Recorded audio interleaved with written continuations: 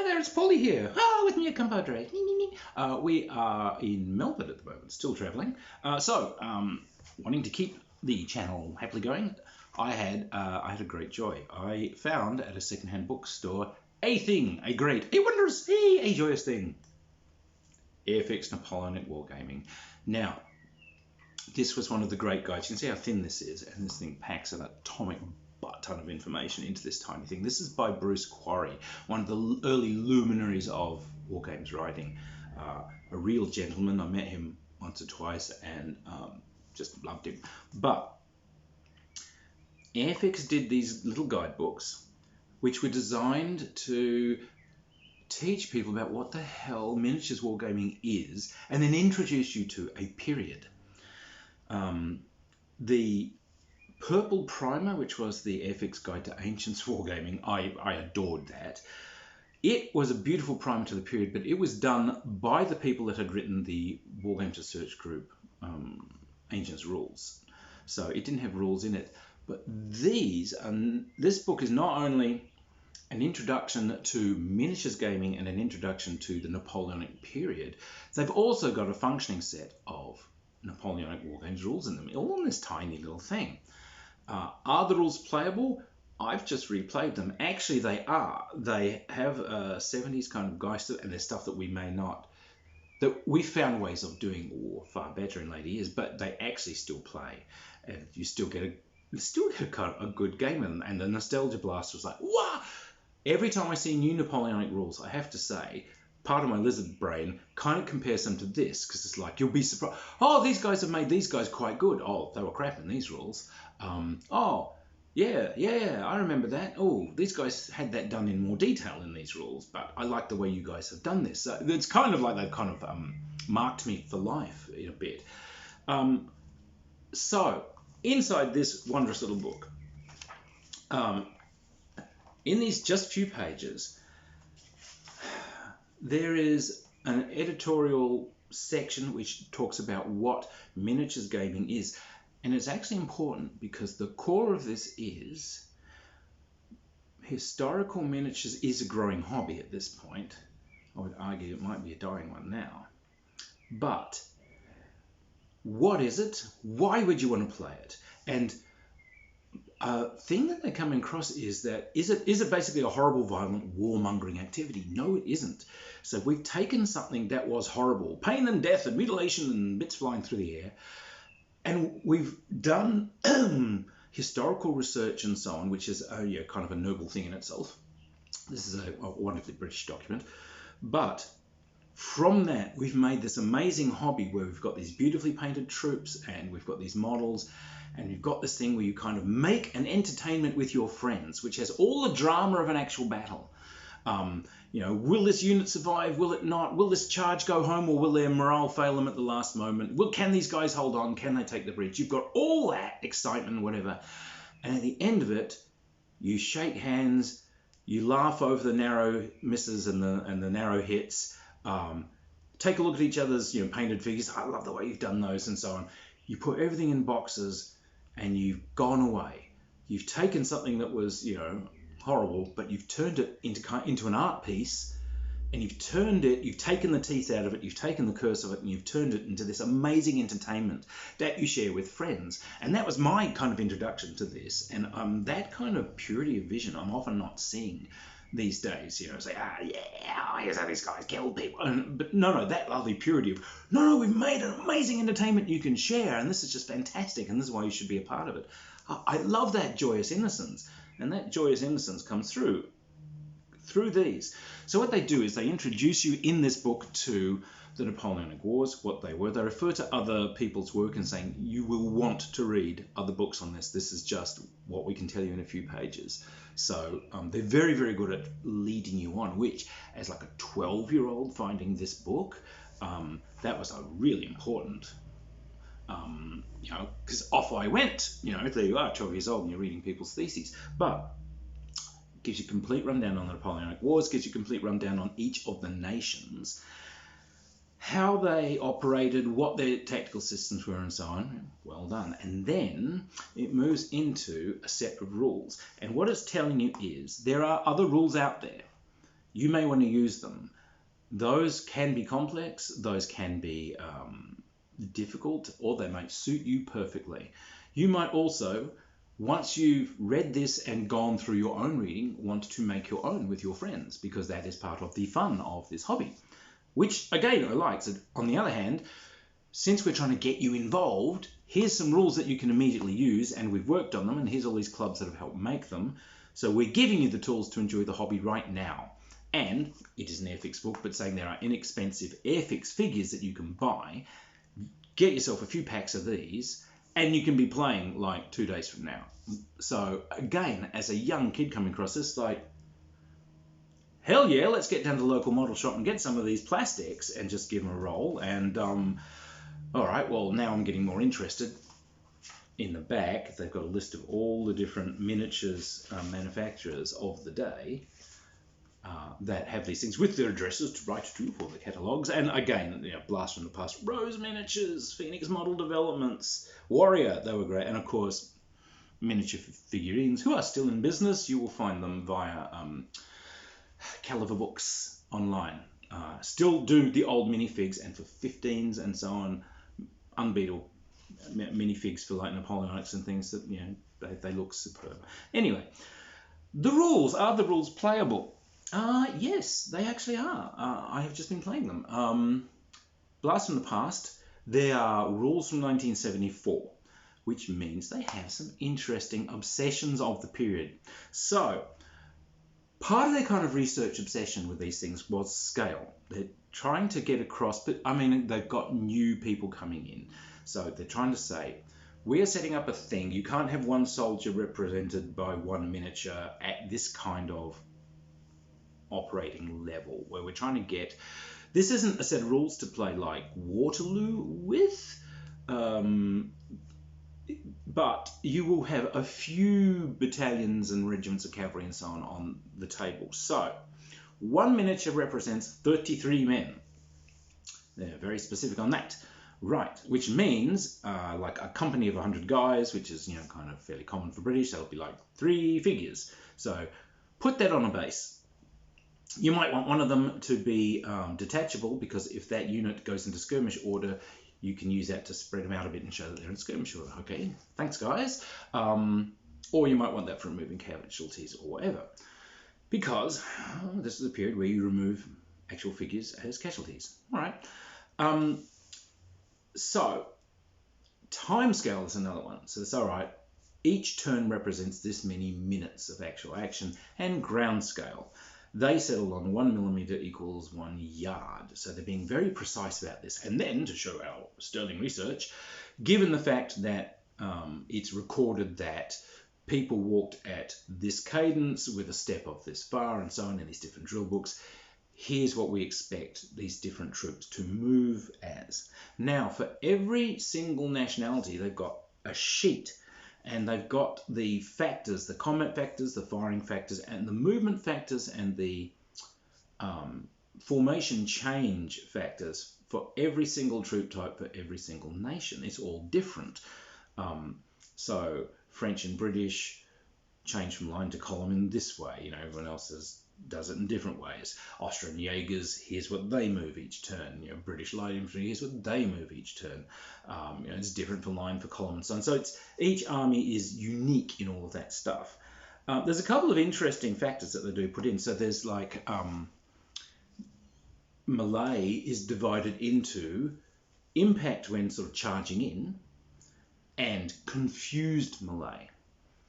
So in some cases, like they've said things like Russian infantry are quite good at confused melee because they're so stubborn. So if French columns or something can hit you and they've got like a high impact and bust your morale and you flee, then great.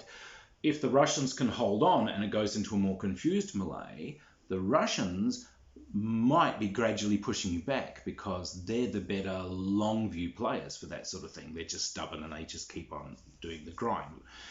Whereas the French, more flighty as these Mediterranean types are, you know, they're better at kind of yahoo wailing in and vive la France. So yeah, so there's some interesting little ideas there. Now, there's specific craft dice that they made for this. they're showing you how to make D3, so you'll need some dice that just read 1, 1, 2, 2, 3, 3 on the faces. Easy enough, and that's used for firing and some of the morale stuff. And a lovely little thing, something that disappeared from the game canon somewhere in the 70s, but I adored them. Average dice. So a normal dice does 1, 2, 3, 4, 5, 6 on its faces. What an average dice does, it removes the 1 and the 6. So effectively, you take a 1 and you turn that into a 3. Just paint 2 extra dots on it. You take the 6 and paint out 2 dots and turn it into a 4. So you end up with a dice that reads 2, 3, 3, 4, 4, 5. So it removes the crazy ends and puts things more into the average in the bell curve. So this is used to sort of give more kind of, literally, more average results with a bit of randomization at the edges. And that's used for some of the melee and firing randomization. And so what you do is when you are in combat, you find if you are charging, you have to make a morale check. Some of these things have kind of fallen off the to-do list of most games. You see if your morale is solid when you charge, which if someone's been like rattling you with cannon fire or something, you may not do. Then you charge home. If it's another group that is facing you, like if it's cavalry and you are charging cavalry, they see if their morale stands. It normally will. Once again, if you've brought up horse artillery or something and have rattled them, they may not. They may fail to move forward, or they might just sod off. But you can charge through people who are sodding off and cause casualties and keep plunging through into other units behind. So it's quite exciting the way they do that. I remember that vividly, and that happened in the game that we played, where you actually bust through and yahoo, you guys just keep on riding for glory and can do some real damage. And eventually disperse and like, oh God, I've lost my cavalry because they've, they've gone to Paris, dash it. But you have to cross-reference things on a chart. 1970s games were very, very enamored of charts. It's not too much of an ask. That list of national characteristics will have things like your impact melee factor, and it'll say factor 5, how many figures have you got? And it does sort of say effectively the figures fight sort of base to base. Attackers that overlap, initially you count some extra figures on the side. So if he's got 10 guys and you've attacked with 15 guys, all right, well, you'll get an extra guy on either side. So it'll be 12 versus 10. But cavalry and so on count as additional figures. So it's not just a straight figure count. Like cavalry can count as like 3 figures, I think. So that the infantry are like denser packed, but the cavalry actually mano a mano are having a pretty good effect. So we don't need to worry about that too much. They did think of that, sterling stuff. So yes, there is a chart to go through. The casualties are given as numbers of men as casualties. So what happens is every time you get 33 casualties, you remove a figure. So there's that strange little scale quibble. Now, another scale quibble that does come into this is they've given you formation changes and so on, because they've decided that some of these things take more or less time, is they put all those things in as a percentage of your overall move. If I'm doing a wheel, if I'm doing a left face, an about face, I'm changing from line to column, or from column into skirmish formation or whatever, it takes a percentage of your move. Not like, half a move or whatever. It can be like 20% of your move, 10% of your move. So, all right, like, again, because they're trying to be precise about their research, we wouldn't do that in a set of modern rules. We'd be way more airy-fairy. Roll to see if you make it. Or, you get 1 free formation change a turn. But that's what these guys have done, because that fits in their geist of, we did our research.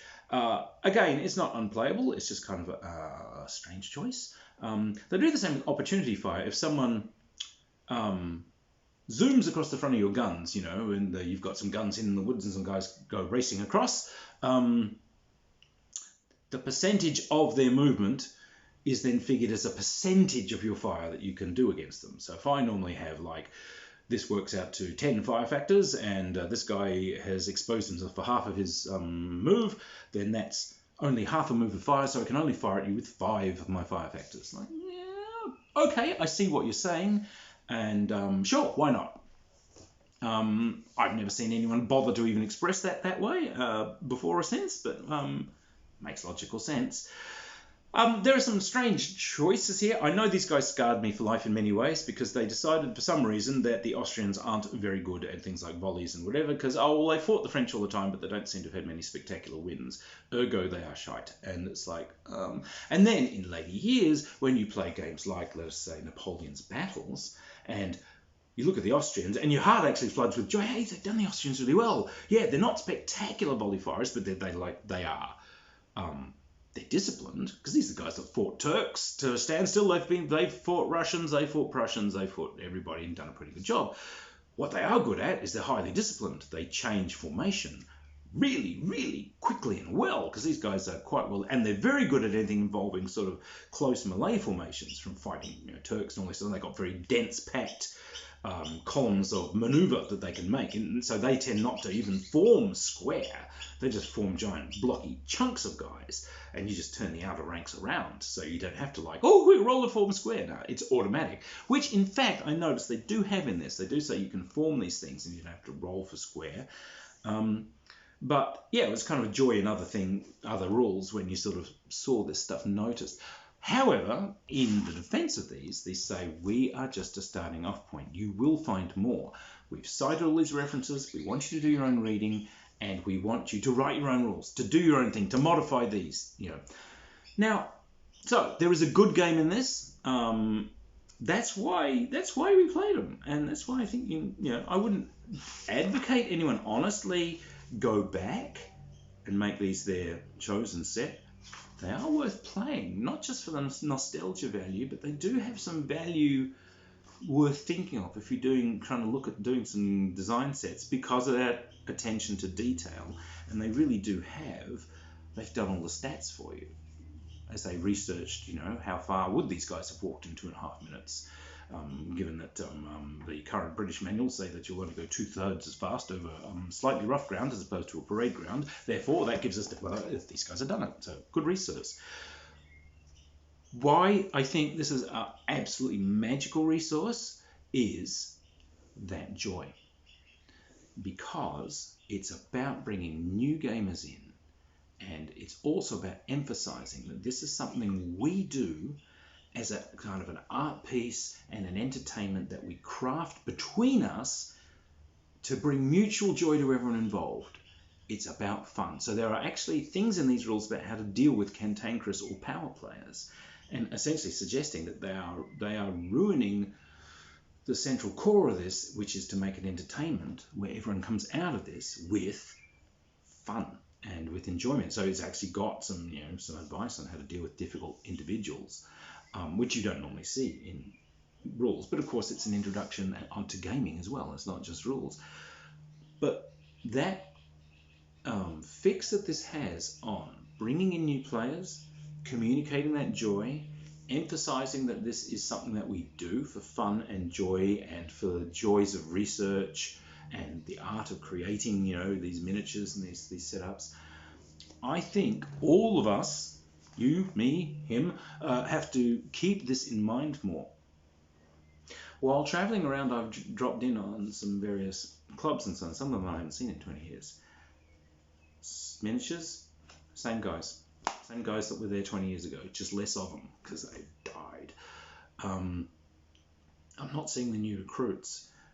Historical miniatures seems to be withering somewhat, and I think there might be people who ossified into some quite complex rule sets and kind of made a bit of a geist that doesn't encourage new players to come in and embrace this amazing thing that we know miniatures to be. This is a valuable book, but I think a big part of the value of that comes from communicating that joy and the message that that's what we have to do. I think as miniatures gamers, historical miniatures gamers, that's a big thing of what we have to start doing now. We have to make ourselves welcoming to new players, and we have to kind of try and extend a hand to try and bring people in. Hey, you like Warhammer? You're gonna love Napoleonics. Check this out. It's got, you know, you're always arguing when you play, you know, Warhammer, because there's there's all these things that always, they keep bringing out more miniatures that trump each other. Come and play Napoleonics, where it's a set thing that we all understand. You can reach out a hand to these people and bring them in, and I think that's what we've got to do. A big part of that, folks, is our online behaviour. Our behaviour in social media and so on has to be very positive and very welcoming and very joyous. We don't want a hobby that's impenetrable. We want a hobby that's welcoming and is penetrable. Here's all our secrets. Here's why we do it. Here's the joy. Come on in. Dive on in. We'll help you. Those early days when I walked into clubs and there were adults there playing and they explain what Napoleonics are to a 12-year-old, and then they split off a section. Sub-general, okay, so you're going to take part of the left flank. These guys are line infantry, this guy's grenadiers, these are your Jaegers, these guys are Uhlans. They're really good at the charge, but they're not good in the confused melee. What you need to do is kind of hold on to that area, but if you get a chance to kind of swing around behind him, take it. Off you go, kid. You know, and suddenly you're playing. We need that back again. We need that. Come on in, comrade. And that is why I will always love this book. Anyway, just have a little think about that whole inclusivity and bringing them in. I think we need it, and it's still a hobby that has great bones, and it's still a hobby that brings a lot of joy. I just want to see the joy spread again, really, rather than ossifying into a more fortress kind of mentality. But, you know, that's just me. Anyway, me compadre are going to still be out there rolling dice and doing stuff. Everyone look after themselves, and yeah, keep the dice rolling. If you like the videos, yeah, like, subscribe, find me on Patreon, and yes, here's a dancing elephant. Yay! Bye!